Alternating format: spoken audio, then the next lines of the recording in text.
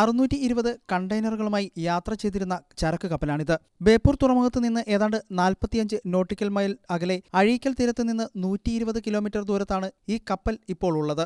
20 കണ്ടെയ്നറുകളാണ് കടലിലേക്ക് പതിച്ചിരിക്കുന്നത്. Singapore flag പതിച്ചുകൊണ്ട് യാത്ര തിരിച്ച കപ്പലാണിത്. ജൂൺ 7-ാം തീയതി 5:30 കൊളംബോയിൽ നിന്ന് ഈ കപ്പൽ മുംബൈയിലേക്ക് യാത്ര തിരിച്ചു. നാളെ വൈകിട്ട് മുംബൈയിൽ എത്തിച്ചേരേണ്ടിയിരുന്ന കപ്പലാണിത്. അതിനിടയിലാണ് ഇത്തരത്തിൽ തീപിടുത്തമുണ്ടാകുന്നത്. 22 ജീവനക്കാർ ഉള്ളതിൽ 18 പേരോളം മറ്റൊരു കപ്പലിലേക്ക് മാറ്റിയിട്ടുണ്ട്. കപ്പൽ ജീവനക്കാർക്ക് അടിയന്തര ചികിത്സ ഉറപ്പാക്കണമെന്ന് മുഖ്യമന്ത്രി നിർദ്ദേശിച്ചു. എന്തുകൊണ്ട് കേരള തീരത്ത് മാത്രം ഇപ്പോൾ കപ്പൽ അപകടങ്ങൾ കൂടുന്നു എന്നത് ഒരു ആശങ്കയ്ക്ക് ഇടയാക്കിയിട്ടുണ്ട്.